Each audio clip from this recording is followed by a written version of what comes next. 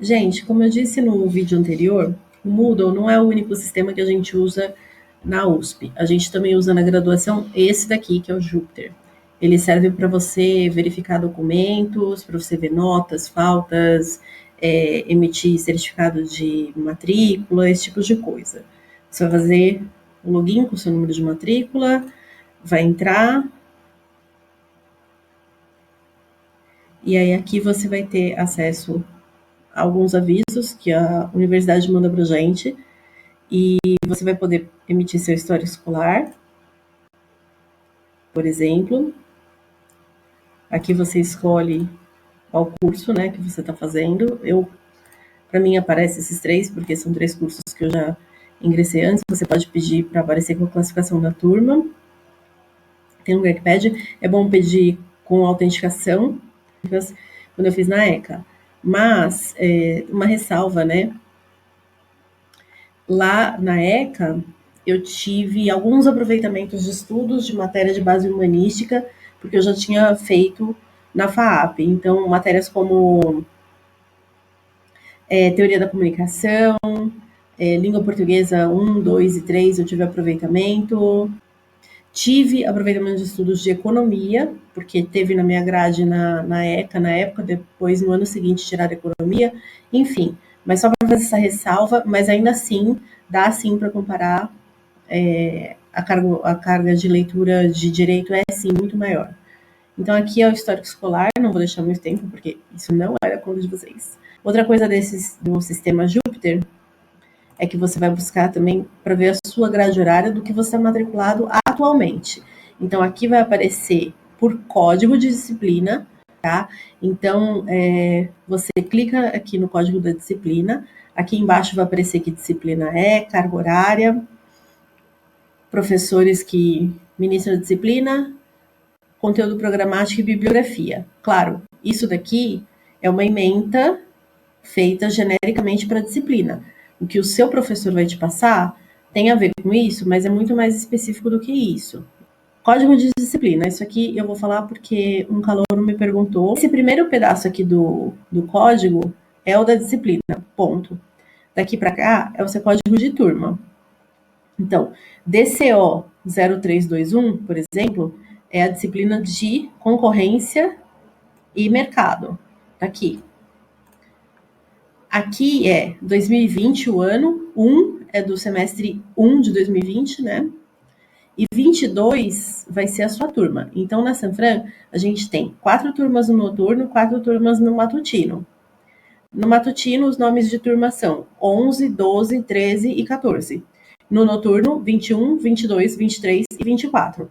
Eles fazem uma divisão de turma quase que aleatória, distribuindo para ter, em cada uma dessas turmas do noturno, cerca de 60 alunos. Então, a 21, cerca de 60, 22, por aí vai. Também não é por ordem alfabética, do tipo, o A começa na 21 e o Z termina na 24. Não é assim, tá? Então, eu cheguei a perguntar isso na secretaria. E a sua turma, no meu caso, 22, ela permanece até o final do curso, a menos que você mude de turno. Então, se eu for para a turma da manhã, talvez eu vá para a turma 12. Outra coisa que você pode ver aqui é evolução do curso. Aí aqui aparece, muita gente pergunta, né? Eu falei no outro vídeo também. Em direito, créditos exigidos pelo currículo. Créditos obrigatórios são 150, são as matérias que você vai ter que fazer obrigatoriamente, você não tem escolha. Créditos eletivos, são as optativas eletivas, você tem que cumprir 91 créditos. Você tem que cumprir 91 créditos, não é que você, chama optativa, então eu não sei se não precisa necessariamente. Não, você precisa cumprir esses créditos, só que você vai escolher em quais disciplinas. Desses 91, 2/3, no máximo, você pode cumprir em outros cursos. Não é qualquer disciplina nem qualquer curso, mas você pode cumprir em outros cursos ou em extensões universitárias. Pode ser grupo de estudos, pode ser uma monitoria que forneça créditos, que não são todas que fornecem. E aqui vão se somando o que você já cumpriu. O que você está cumprindo atualmente, que essa linha amarelinha aqui no meu caso, não está contabilizado aqui ainda. Só vai contabilizar quando aparecer como aprovado. Todas essas disciplinas aqui em cinza são optativas que você pode escolher, que são as optativas eletivas. Optativas livres é o que eu te falei. 2/3 desses 91 créditos você pode cumprir em optativa livre, tá? Então, por exemplo, eu cumpri aqui esporte na graduação e ética em legislação e em comunicação. Eles contabilizam aqui, em livres. Aqui em verde, todas as disciplinas que eu já cumpri e só aparece em verde quando você já foi aprovado. Se você pegou uma DP, vai aparecer ainda como não cumprida, ou vai aparecer cursando se você estiver fazendo de novo para conseguir a aprovação. Tudo que está em verde inclui as obrigatórias e optativas eletivas que eu cursei. Então, aqui no primeiro semestre, você não cursa optativas, não tem como. Você começa fazendo 6 matérias obrigatórias. No segundo semestre, você já pode escolher optativas. Mas tem todas essas que você pode escolher. Economia Política 2, Teoria do Estado Brasileiro 2, enfim. Aí você escolhe. O que acontece? Para você escolher optativa, você é ranqueado pela média ponderada. Você é ranqueado com a sua turma. Então, todo mundo que tiver interessado em cursar, por exemplo, metodologia para preparação de monografia jurídica, se forem 10 alunos interessados, e chutando, tá? Não tô falando que é isso, mas se forem, por exemplo, 10 alunos interessados em fazer essa disciplina e forem 20 alunos interessados e forem 10 vagas, eles vão ranquear pela... Na verdade, assim, eles vão ranquear pela ponderada mais para frente. Aqui, matéria de segundo semestre, eles vão ranquear pelo vestibular. Então, se você passou em primeiro lugar no vestibular, é certeza que você vai conseguir todas as disciplinas optativas que você pedir, no limite de 40 créditos, porque é o máximo que pode fazer por semestre. Mas se você está no terceiro semestre, como já deu tempo de aparecer a sua média ponderada das notas que você tirou para trás aqui, aí sim você vai ser ranqueado pela sua média ponderada da faculdade. Então, se existem 10 vagas para cursar Introdução ao Latim Jurídico 2 e existem 20 alunos interessados, eles vão ranquear esses 20 alunos pela média ponderada e vão contando por causa decimal até, tipo, até chegar na desambiguação, até o 10º aluno que vai passar para fazer optativa. A prioridade dessas optativas, por que tem essa lista em cada semestre diferente?